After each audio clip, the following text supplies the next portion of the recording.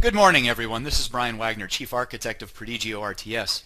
Today we're going to talk about a mean reversion strategy. I'd like to welcome everyone into the chat this morning. And we're going to have a nice discussion about this RSI mean reversion based strategy and try to hopefully get you guys thinking outside of the box a little bit. Give you guys some brief exposure to some of the many tools inside of Prodigio Wizard Lab.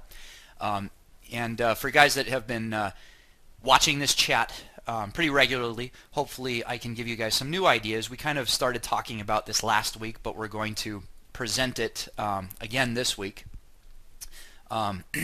Exactly. So the screen size is going to be smaller, so the broadcast should have much better throughput. For those of you who don't know, Prodigio is the automated trading platform offered exclusively by TD Ameritrade and thinkorswim. It features many different tools for strategy, automation, and semi-automation of strategies. It focuses primarily on equities day-based trading, but you can use Prodigio and its many scanning features and many new and upcoming scanning features to augment all kinds of trading patterns and trading strategies. In order to get Prodigio, you need to send an email in to support@thinkorswim.com with the subject line Prodigio Activation. When they get you activated, you'll have a new button under the Tools or Trade section of the thinkorswim trading platform, and you launch that and it will open Prodigio in a separate window, and you'll be able to. Prodigio is fully integrated with your thinkorswim trading account, so you'll be able to manage all the trades and positions in synchronization on both platforms. And Prodigio in general features an array of tools that assist in scanning for trade ideas and in automatic execution of those trade ideas. So every week we host this chat here every Wednesday in the Prodigio chat at 12 o'clock Eastern, 11 o'clock Central. And we try to go over strategy or features, answer questions, talk about some new and upcoming things in the platform. We are especially excited about this scanning build that we have been working on for some time now. Our intention is no less than to make Prodigio the premier scanning tool available on the market. As we get closer and closer to release, we'll show some demos of the various things that you can do with the scanning system, and you'll be able to see that right here as in this chat. Always send questions into prodigio@thinkorswim.com. Join us on the web, especially on our forums, www.prodigiorts.net, and join us here in the chat during the week. So getting back to the content of this discussion, we started talking about a mean reversion strategy last week, and I'm going to cover all the parts of this strategy, so you don't have to. No one's going to make last.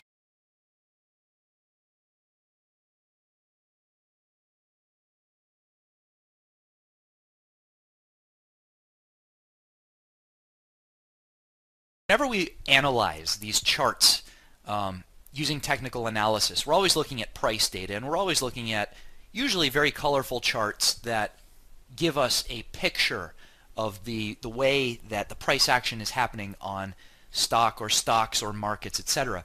And we infer information from these pictures. We look at the data from multiple angles and we try to draw conclusions and generalizations. But one of the most important things that we do is we try to establish the relationships that exist between different factors that we're studying. Now, when you isolate on a single stock or a single chart or a single security, what you're doing is you're really looking at the various factors intrinsic to this stock. So what do I mean by that? I'm looking at a chart, a 5-minute bar chart of QQQ, which is the NASDAQ Power Shares.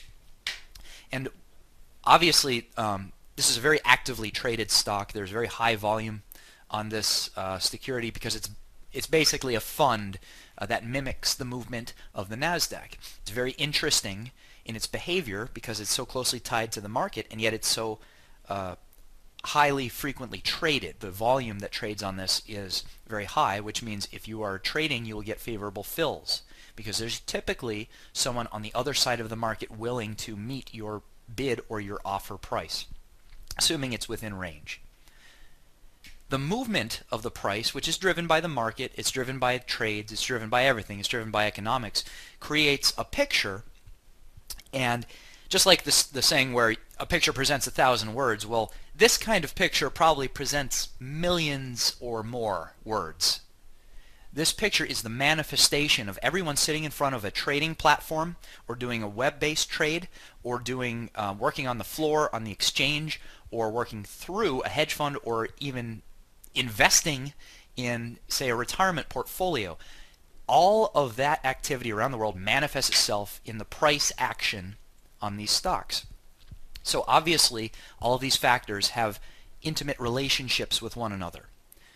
What I decide to do in my trading this morning will affect your trading in the afternoon in a very minute way, but it is all manifested in the price action. And technical analysis is a tool that uses mathematics in order to establish those relationships so that you can see things that are not immediately obvious.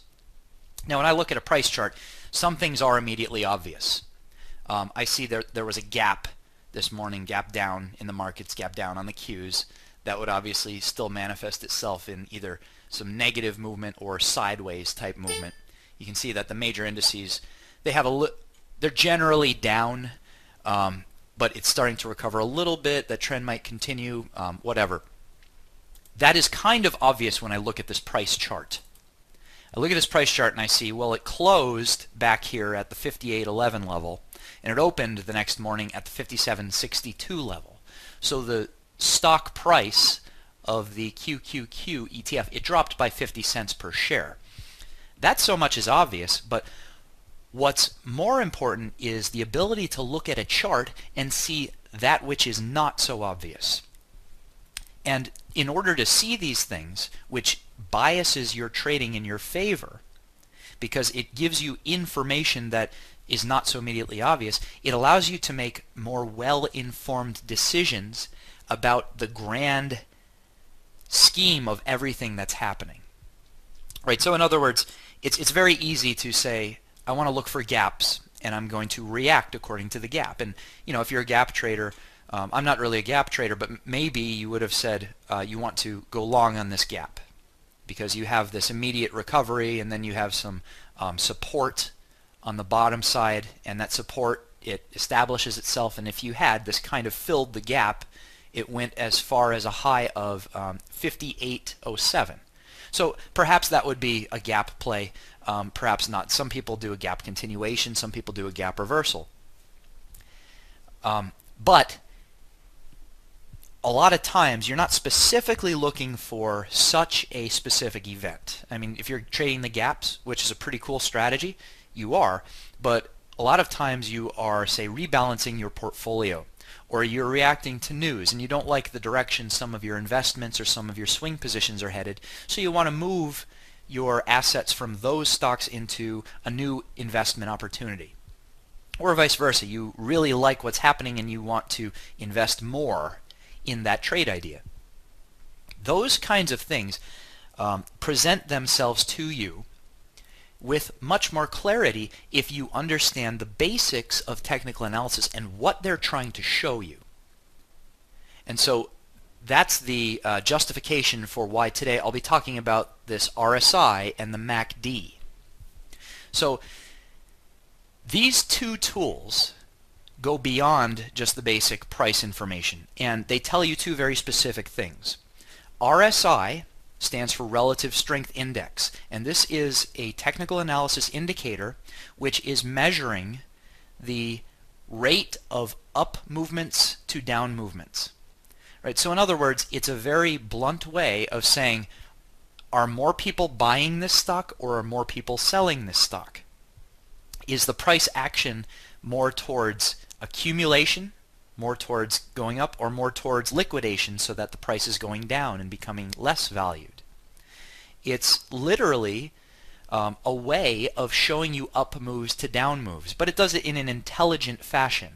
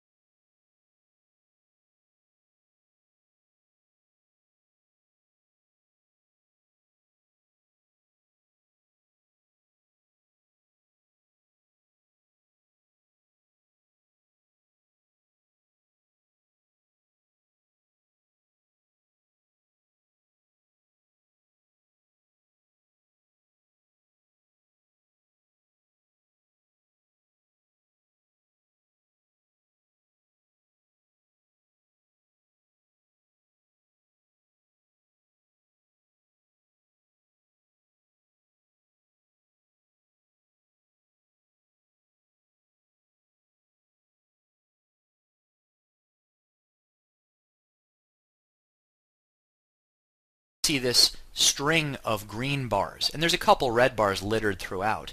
As more and more green bars accumulate into the RSI study, you'll see this white dotted line grow. And it goes higher and higher, right? So when I look at this RSI value, so I'm just going to pause for 1 second here. We lowered the resolution on the broadcast to see if this would help.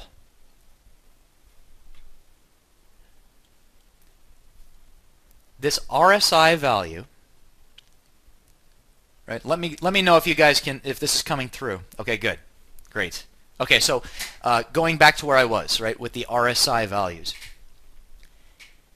In the very common sense of what RSI does for you, one way to think about it is by looking at green bar versus red bar.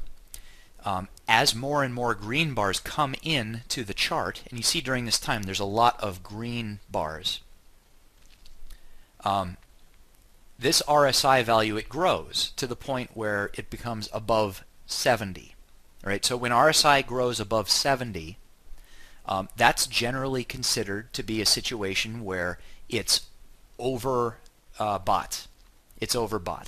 And the philosophy, the idea behind RSI, which was developed by Wells Wilder in the 70s, is that the stock cannot continue accumulating forever.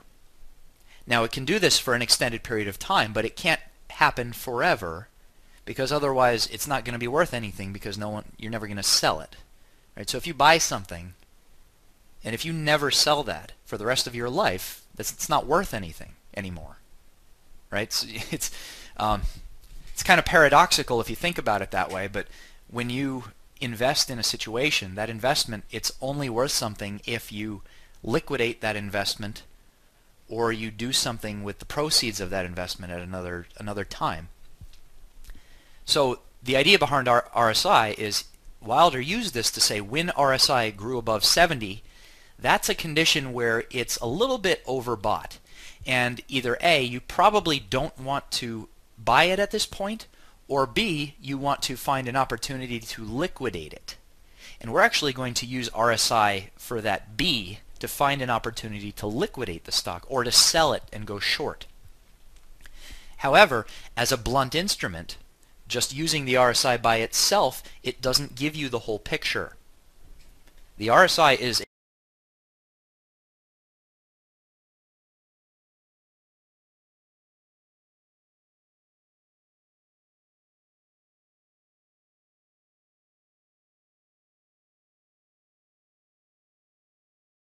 stands for moving average convergence divergence.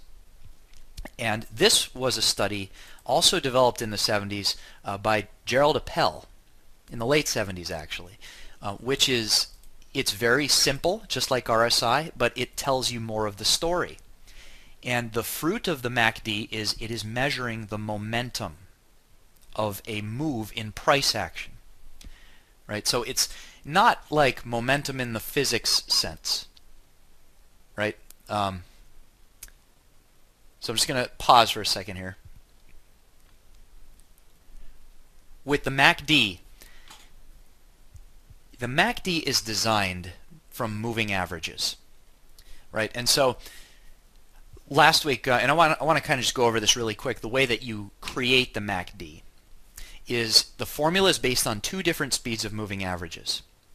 And what I did was on this chart, I have a 60-period moving average in yellow, and I have an 8-period moving average in blue. And you know, this chat and the content of this chat is all about identifying relationships. By looking at two different speeds, as a lot of us like to refer to it, two different speeds of moving average, you'll see that those speeds have relationships with each other.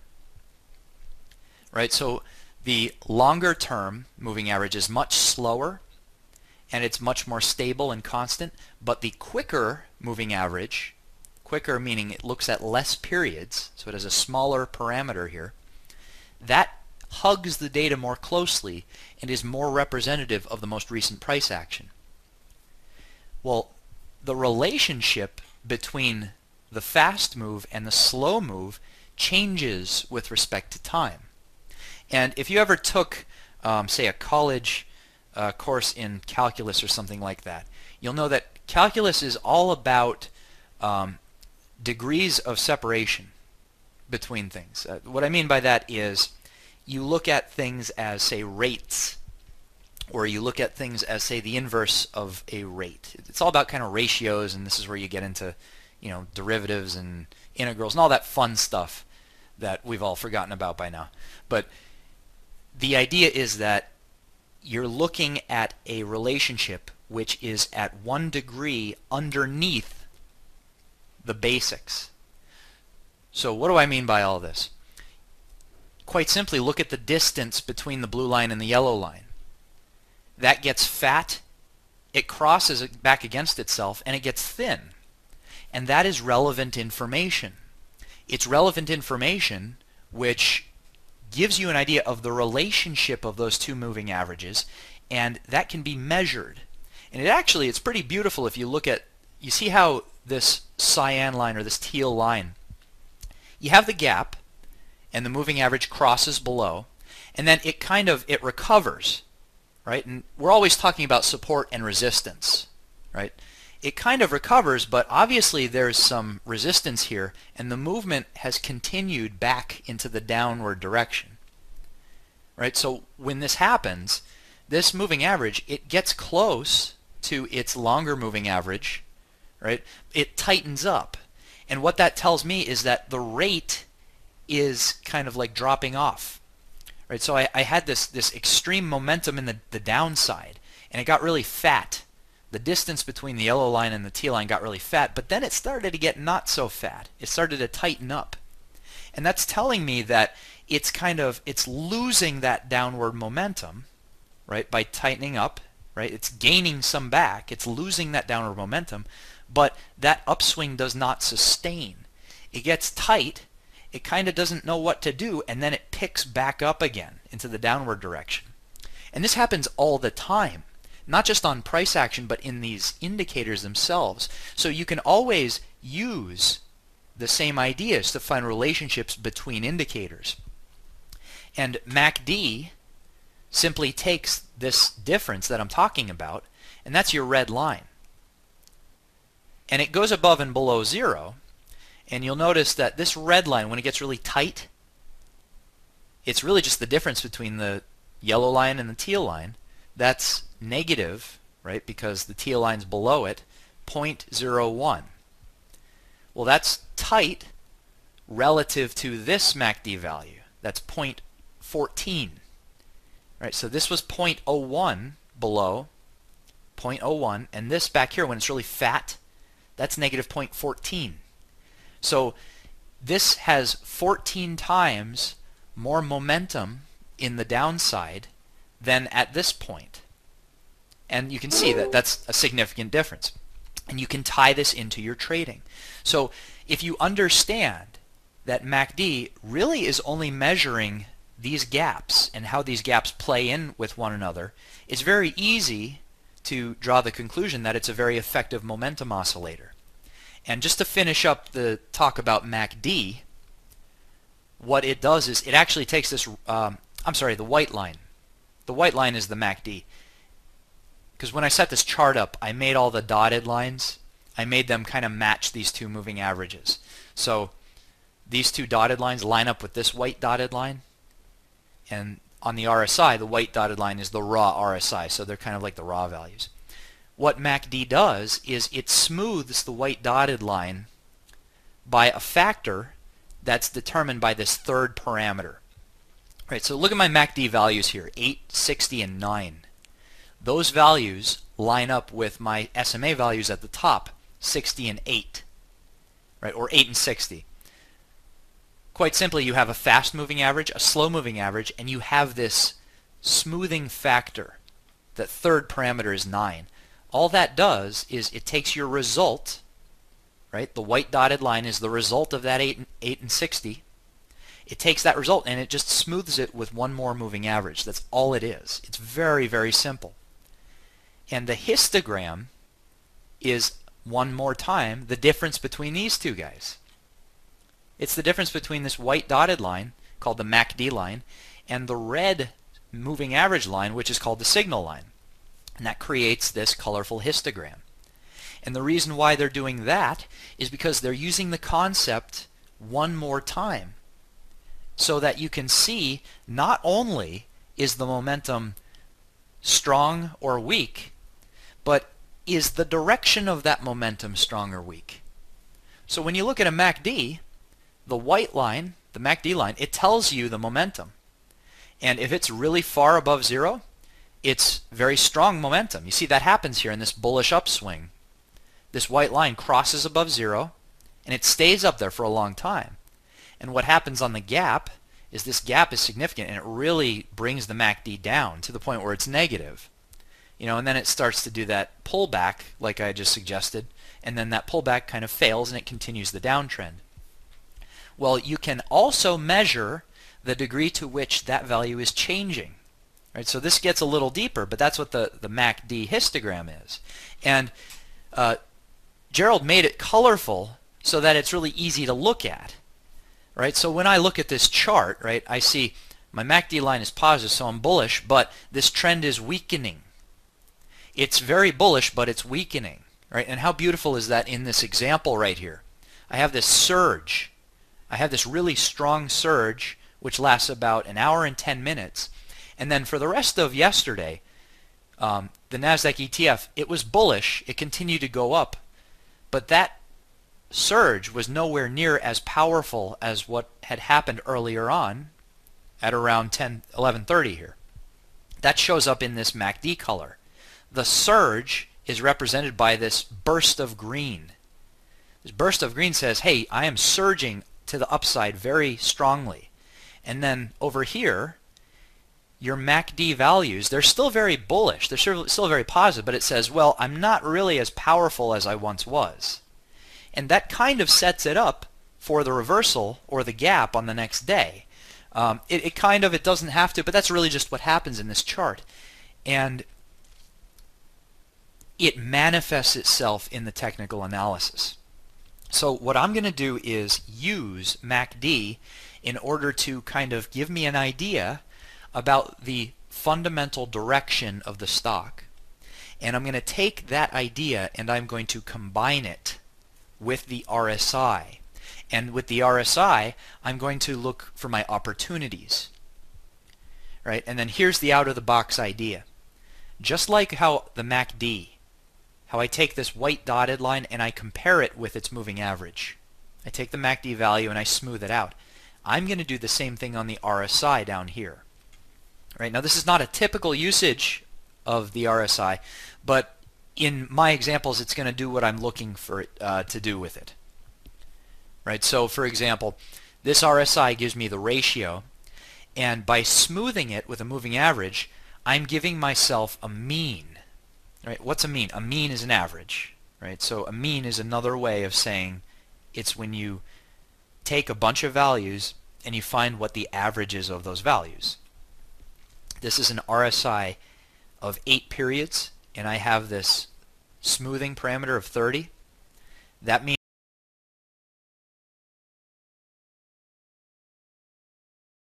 values, I'm going to divide it by 30. It's going to give me a 30-period average. It gives me the red line. So the RSI is set up just like the MACD is set up.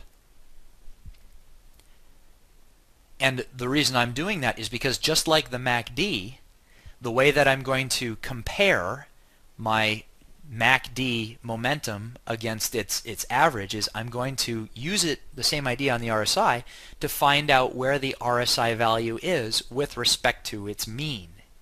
And I'm going to use that to find reversions. Right? So this is a little bit different. It's not just 70 and 30. It's not just 70 and 30. I'm actually comparing the RSI against where it was. And that's going to be important, and let me kind of give you some visual explanations of why. I like this upswing. I like this upswing. But when I'm in this upswing, I don't really want to short. I don't really want to short during this time. And the reason is because there's kind of like too much fighting against me. There's bullish movement. If I'm not on the train then I'm not going to get to my destination, right? So if I'm trying to short into this, it's probably a little bit premature. And I know hindsight is 20/20, but I want you to reason in this manner for just a second here. What would be a little bit more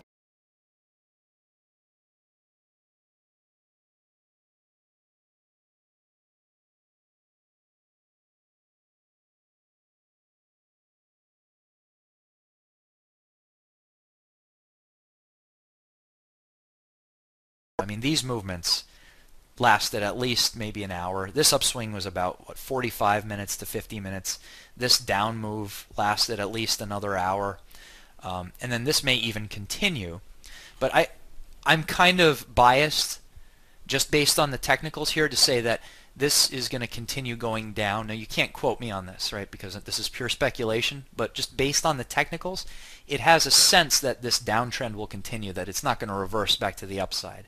Now, there may be a lot of other pivots and things that I'm not considering, but I would just say at first glance, I'm a little more bearish on this than bullish. So the idea is we're going to ride the momentum, right? We're going to ride the momentum. When it's in a bullish movement and when the momentum is strong, we're going to look for opportunities to buy along with that momentum. And we're going to use the RSI to do it, but there's a fundamental dilemma. The fundamental dilemma is that when the stock is being accumulated, the RSI is going to be positive. It's going to be at least above 50, typically, or it's going to be, pegged or way above 70, etc. It depends on your parameters, but the RSI is also going to kind of ride the momentum. So what we're going to do is we're going to find opportunities in that. And the way that we're going to find those opportunities is we're going to say, when is the RSI fighting against its mean? When has it reverted back to the mean? And if the trend continues, the RSI is going to bump back up above that mean. And that'll happen at the dips. You can see there's a couple dips when this moves up, and I'm only looking at 5-minute data. The same concept works independently of your interval. You can do this on 1-minute data, 15-minute data, dailies, etc. But this movement, it dips, right? And see what happens here in this RSI? The white line, it's above the red moving average, and it reverts back to the mean. It actually dips below the signal line here. That 58 is below the 59. When it does that, I'm going to say that this is an opportunity to buy, because we're still in a momentum of an upswing, and that's obvious by looking at the MACD. It's very positive, 0.28. You remember before the numbers I used were 0.01 on the downside, -14 on the downside. Well, 0.28 on the plus side is very bullish. So this has a very bullish tenacity, even though the momentum is starting to weaken a little bit. It's still very bullish. So I'm going to consider this an opportunity to buy. And we're going to create a system that shows us these opportunities, and we're going to plug it into trade optics so that they come into a queue, and then we can look at each one of those signals on a chart and decide whether or not we want to trade it. So here's the summary of the system that we're going to put together. We're going to start very simple. We're going to take all these ideas and we're going to build on top of them. So we're going to ride the momentum, and to start, I'm only going to look at the MACD. I'm just going to look at the white line MACD using these parameters, and I'm going to say if it's above 0, it's bullish. If it's below 0, it's bearish. Now you can see that if you continue this line of reasoning, I can make this even more sophisticated. For example, over here, the MACD is still bearish, if you will. It's still to the downside, but it's weakening a lot. It's weakening so much that the MACD histogram produces a green signal on the histogram. So it says that this bearish move got so weak that it's actually starting to reverse a little bit. I might want to filter those signals out. But just to keep it simple, to make it easy to follow, we're going to say MACD has to be above 0 or below 0, depending on if we want to go long or short. Above 0 to go long, below 0 to go short. And we're going to buy when the RSI value at 80 and a 30 period moving average, when it reverts back to its mean, we're going to accumulate, we're going to buy. And we're just going to look at the kinds of signals those generate, because what we're interested in here is trade idea generation. Remember, these tools are all about automating strategies. And part of that is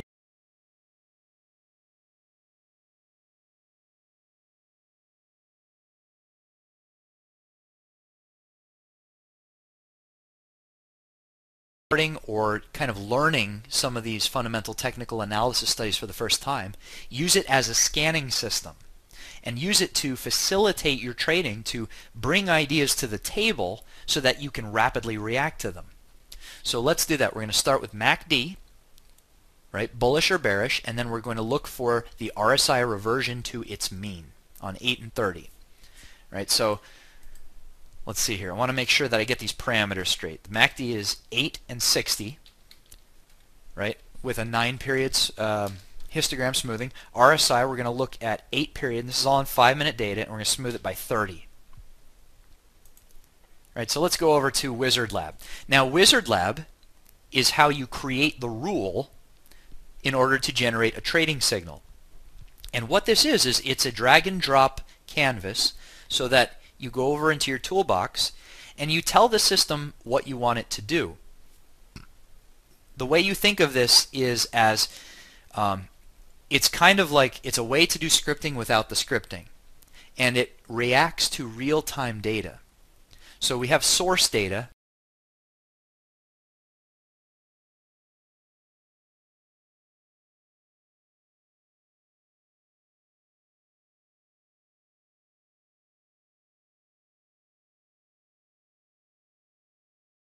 Two things, MACD and RSI.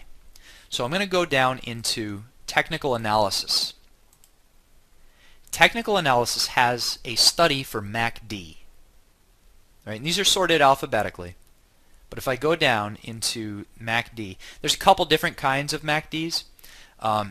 This is the classic MACD, which uses exponential moving averages. The difference between an exponential moving average and a simple moving average is quite simply the exponential one, it weights the average differently. That's it. The simple moving average, it just takes a straight average. What the exponential moving average does is it assigns more weighting to the more recent values. So some people think of it as quicker, but really the two are both useful. Both are useful. EMA quite simply just places more importance on the recent data. So we're going to start with MACD, and just so we kind of align with the chart a little bit. And with the MACD, right, we're going to look at a fast length of 8 and a slow length of 60. Right, now the MACD line, it only needs these two parameters, so it doesn't need that 9 period. Right, that 9 is for the histogram.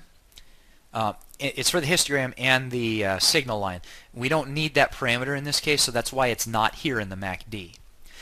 The way that the rule builder in Wizard Lab works is I connect a series of outputs and inputs, and this instructs the system to calculate MACD values off of the 5-minute OHLC bars. And what it does is these MACD values are an output which you can redirect into another study or a logical operation. So our logical operation is we just want to know when the MACD is greater than 0 or less than 0. And you always want to build these rules in two parts. Right? You always want to build rules that give bullish signals independently of rules that give bearish signals. And the reason is these oscillators, when we talk about them, they don't always have the same legends over here. They don't have the same y-axis. RSI, this goes between 0 and 100%. Right? This RSI goes between 0 and 100%. The MACD does not have a range. It's open-ended. And because all of these are different, it's going to matter about going bullish and going bearish. You can't just say do the opposite because it has no opposite. You know, like the opposite on an RSI is completely different than the opposite on a MACD. And also, I'm trying to use a low resolution here to keep the bandwidth requirements low for this broadcast. So I'll move this around. I got you guys in mind. So we're going to take the MACD values, right? And I just want to know when this is greater than 0. I'm going to start with the bullish side. Well, actually, you know what? It's a bearish-ish day. So let's start with the downside. Let's start with the short side. In order to be short, I want to make sure my MACD value is negative, right? So to do that, I have to use a logical study. And a lot of you guys who've been following this for a long time, this is really old hat. And actually, let me do this. Yeah, I got a little bit more room here. The logical operators allow you to just compare things. So if I want something to be negative, I want to make sure that that's less than 0. So I drag that out, and I'm literally reading this as input A less than input B. I'm saying MACD has to be less than. There's another source data for constants. And I can change this. I can make this 0. Just type that in there. And so this is going to give me signals. It's going to fire when the MACD is less than 0. But that's not the only thing. I also want what I call a trigger. I talk about this a lot when I build these strategies. I talk about having filters and triggers. And it's a fantastic concept to apply to any kind of formulaic or automated trading. This MACD acts as a filter. It's kind of blocking out things that I don't want, right? So I don't want to be buying heavily into a severe downtrend, right? Because I'm not going to be riding the momentum. That's adverse to what I'm trying to do in this strategy. So I'm going to use this MACD as a filter, and I'm going to combine it with a trigger. There's a logical operator called AND, and if I drag this out, it lets me combine more than one signal together. And the AND means I need all of the signals to be firing at the same time. So if you have a filter, which acts as something that fires signals a lot, like every bar, you can combine that with a trigger that's not as frequent. And in my chart, the trigger, this RSI, I'm going to say when it crosses back below its average. That doesn't happen on every bar, right? That's the difference. In the MACD, it's above 0 on every single bar while it's above 0. So that logical operator, that's going to fire signal, signal, signal, signal, signal, yes, yes, yes, yes, yes, yes, yes, yes, until here it crosses back below 0. I said the opposite of how I have it set up. But it's going to stop saying yes, yes, yes, yes, yes. It's going to start saying no, no, no, no, no. But the RSI is going to react very differently. It's going to say no, no, no, no, no, no, no, no, no, yes. No, no, no, no, no, no, no, yes. No, no, no, no, yes. So it acts as like a trigger, kind of like a snap, It's an event. It's something that pops. So I'm going to combine this trigger here, and I'm going to use a simple RSI study to do so. I'm going to drag this OHLC. I'm going to say, again, look at 5-minute data. That's one of the nice things about Wizard Lab, by the way. One of the nice things about Wizard Lab is you can combine, you can collate intervals together. It's very difficult, very, very difficult to do this in scripts. I'm a professional software engineer, and I find it extremely difficult. So I'm going to scroll down, and I'm going to grab the RSI value here. And down here, again, these are sorted alphabetically, but I've got my RSI. And there's a couple different flavors, but we're just going to use the standard RSI. And my parameter was 8 periods, because I want it to be kind of tight. You always think about these periods or these lengths in terms of, do I want them to be tight? Do I want them to be loose? Do I want them to be snappy to what's going on, or however I want to use them? The actual periods doesn't matter. It's the concepts that matter, and that's something I stress a lot in these chats. This gives me an 8-period RSI, right? And I'm looking for it to cross back below. I'm sorry.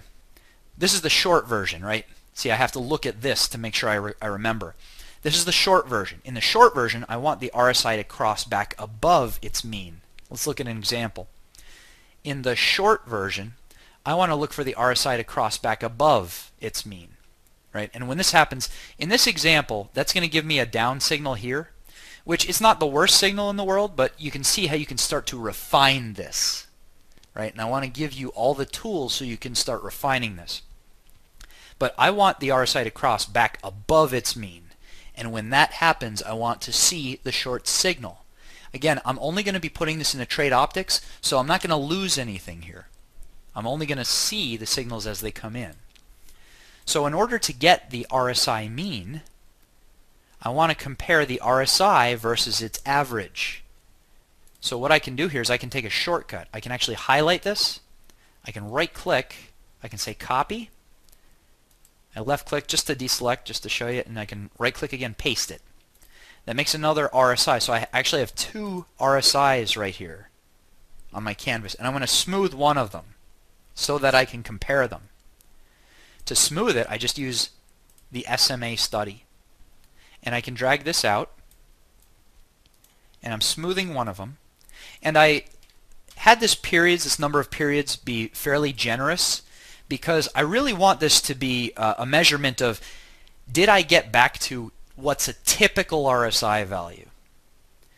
Now, I mean, this all gets very subjective, but it's useful. It's useful. It's saying, where is my RSI relative to what it typically is? So what I'm going to do here is I'm going to fire my triggering signal when the RSI crosses above its average. Right, so I'll go back. I'm going to scroll up. I can also middle click. That's what's nice about Java. I can middle click on this toolbar. I can jump. It's not all scroll bars are created equal. So it's kind of cool that Java does that. I have a logical operator called cross above.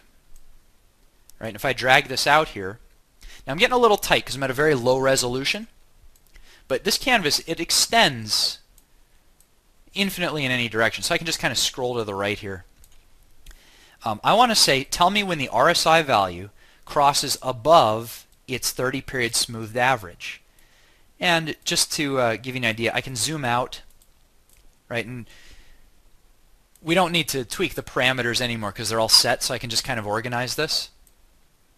I'm going to say, when these two things happen, fire my signal. And what I do is I go into my trade actions, I go into signal, and this is like the period at the end of my sentence. All this is wrapping up the rule.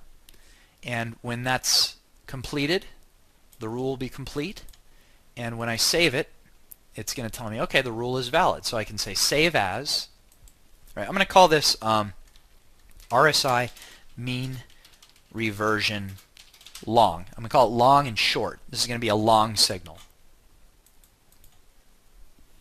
And in order to deploy this into trade optics, I'm going to go to step 2, my strategy builder.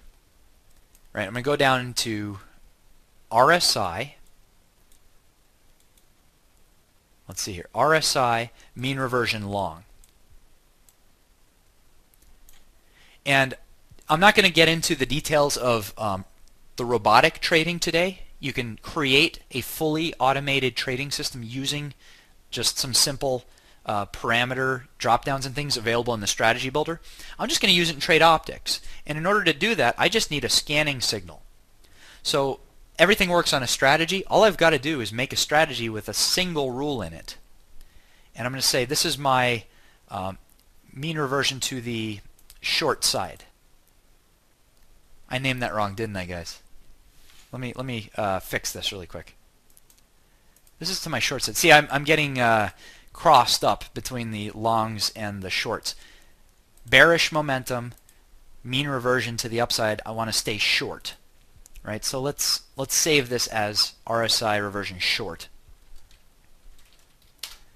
Right? So that's called short. Let me get rid of that long. RSI mean reversion long. We're going to make that one, but I want to make sure I'm 100% unambiguous here. So let's try that one more time. RSI mean reversion short.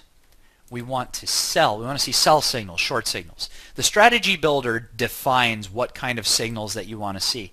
That's actually kind of nice because you can make a rule that doesn't care if you're going long or short. You might want to decide to do the opposite. And all you have to do is just toggle this direction. This is the trade side. You toggle that, and I'm at a very tight resolution. But that's the trade side. And if I want to go long, I can just flip it. So let me save this one more time, RSI mean reversion short. And I want to plug this right in so that maybe in a couple of minutes we can get some signals for this. Maybe, maybe not. See, the problem is these things are going to have to occur in real time. I may not have enough time to show you the signals on it, but I can at least show you the idea.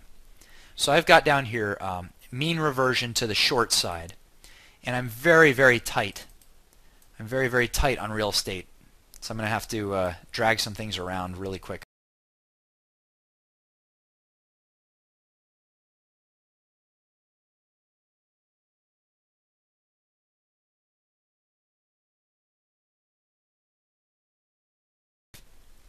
Right, and you can select the symbol list that you want to deploy it against. This S&P 100 is going to be fine.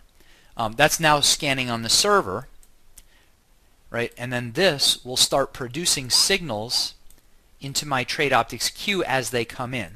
Now, to illustrate, I want to show you a couple signals on some very greedy strategies that I have set up just to kind of demonstrate signals as they come into the system. As the mean reversion strategy is scanning for signals, they'll come into the Trade Optics queue, and this is why I made it so simple. When they come in, let's see, do I have any in here? It would be so amazing if I did, but probably not. Yeah, I don't have any RSI mean reversions. I can kind of sort by the name here. And yeah, I don't really have any for the RSI. But as they come in, I click the button on the chart, and it shows me where the signal happens. And so when that mean reversion happens, it's going to give me, well, in my case, the short signals. Let's look at something short. And that system would tell me, okay, you got a short signal here. And you can chart this, and what you can do is you can take everything that you knew about the technicals, you can take a look at the MACDs and the RSIs on the charts, and you can say, okay, knowing what I know about A, what's been going on in the market, B, what I know about support and resistance, C, because I'm listening to Shadow Trader. You guys are listening to Shadow Trader, right? And those guys are amazing. I'm going to make a well-informed decision, and the idea was brought to the table for me using the Trade Optics. This concept is what we're augmenting right now with the scanning system, which kind of elevates not only the rule building and the strategy building, but we kind of have these kind of out-of-box type of scans. And we're making a lot of great progress on that system, but that's you guys are going to love this when we have this finished, wrapped up. It's just going to augment this like tenfold. So I can't wait to kind of show you guys a demo of that. But the idea here is when they come into the Trade Optics, you'll get those signals. And unfortunately, I've only got kind of 2 more shots at getting a signal before the chat ends.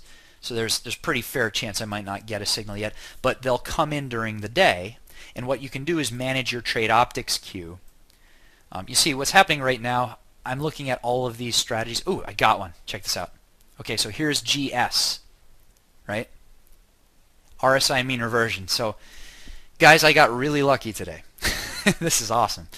I'm looking at these MACD values, right? And what had happened was it says, okay, Goldman Sachs, right now, the MACD value is bearish, right? It's negative, right? So I want to be looking to go short, most likely, in this situation.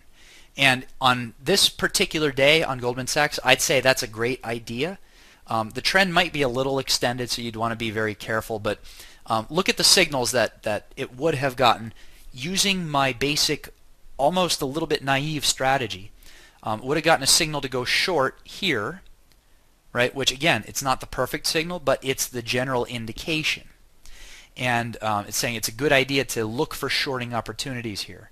Right now it's saying the same thing based on a little movement, right? But you have to make the decision. You have to say, okay, it brought this idea to me. Do I agree with the idea, and do I consider this a good move or a bad move? And the scanning system presents you with a lot of ideas, so you can kind of do a survival of the fittest. This move in particular, it's not bad, but I'm a little skeptical on it, just simply because it's been extended in the downside. what I would do personally is I would look very strongly at the general market direction, and I would, make a decision, based on,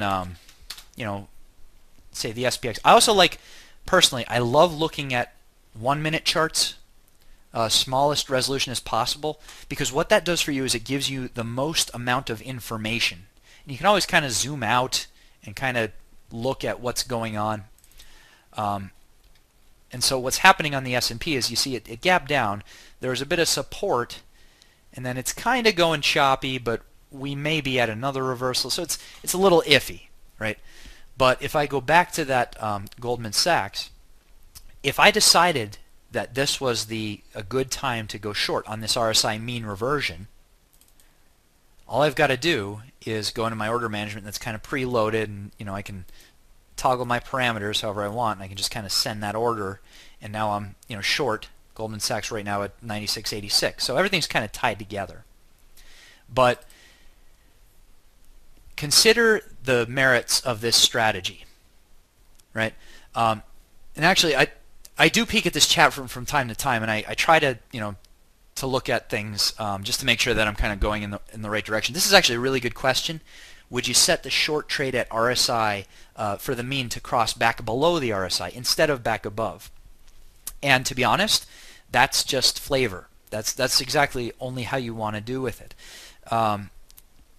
What I'm doing is, my train of thought, because I'm building a trade optics scan, this is not like a robotic trade right now. I want to know when the signal happens as early as possible. And in order for the RSI to kind of cross back below, right, if you're in a downtrend, there's a pretty good chance that RSI is negative to begin with. So in order for it to cross back below, it's going to have to cross back above first before it crosses back below. I mean, that's kind of what happens here.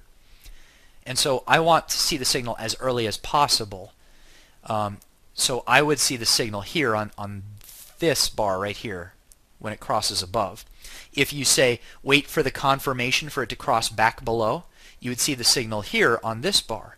And it really doesn't matter. See, this would be a fantastic signal if you did this robotically or even in trade optics, because you just start in the money already because you waited for the confirmation. It's really just what you want to do with it. And trade optics is beautiful because it really just brings the idea to you. It doesn't force you into making the trade. You can kind of be selective about it.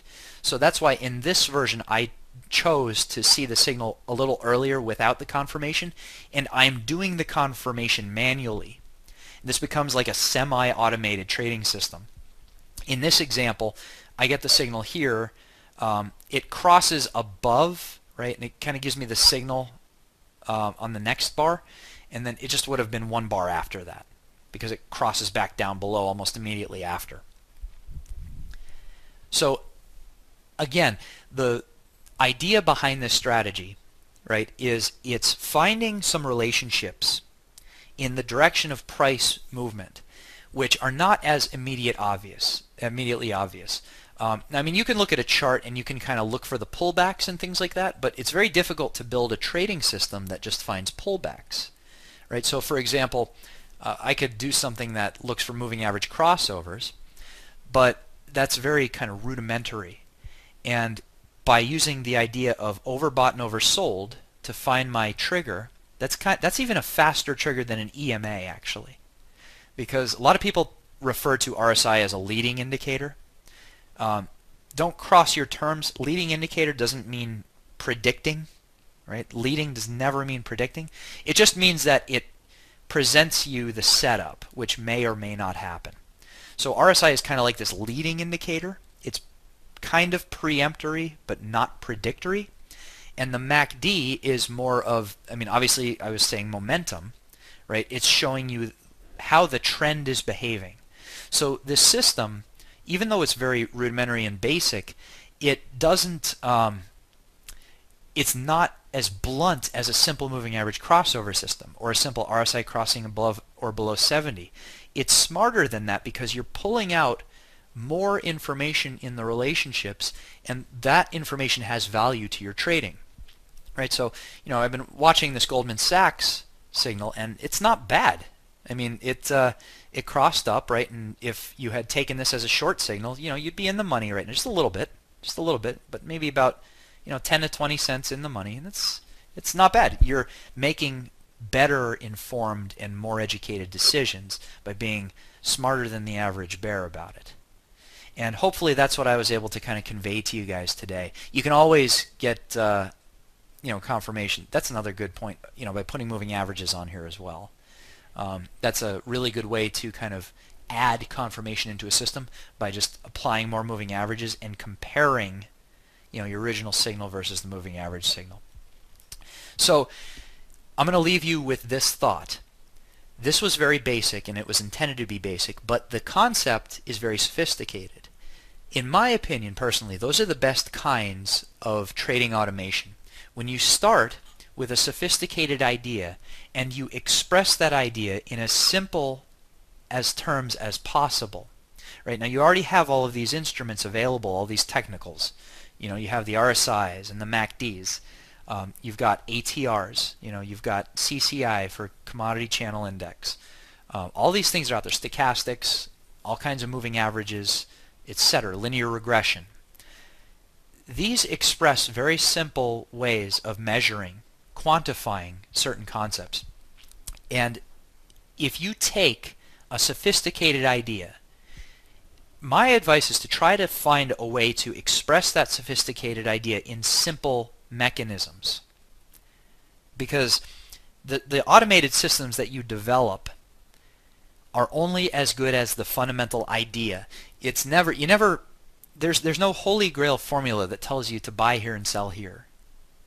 But if you have a system with enough filters in it and the correct triggers to find opportunity and manage that system, you can profit to a great degree. And a lot of people make their living, doing this stuff. A lot of you guys out there are, day traders, making your own living doing this stuff. So you guys know what I'm talking about. But that's how I see this system. And so this idea was how to combine the concept of momentum with the overbought and oversold trigger of the RSI, hopefully in a way that you really didn't think about it before, by comparing it against its average. And what I wanted to leave you with is you can take that idea and apply it to any indicator. You see this white dotted line and the red smooth line? All I did was just copy that idea from MACD and put it to the RSI. I take this white dotted line and I compare it against its red moving average. You can do that for RSI, for ATR, for volume, anything, linear regressions, anything. And you can always, take differences. We do the difference between a MACD against itself. You could take the difference of the MACD and the RSI. Whatever your idea is, just try to keep it simple and try to focus on the relationships, and you can build some really powerful systems. So that said, I'm going to wrap up today's chat by saying thank you guys for joining me today. It's always a pleasure. Every week, Wednesday, 12 Central, 11 o'clock Eastern. These chats are archived on www.prodigiorts.net. Prodigio activation is support@thinkorswim.com, and specific questions about Prodigio or trading to prodigio@thinkorswim.com. Follow us on the web, twitter.com/wizardlab, and join us here in the chat room. So thanks, guys. It's been a pleasure. Hope you gained something from my ruminations, and I hope this helps. And as always, great trading, guys. Take care.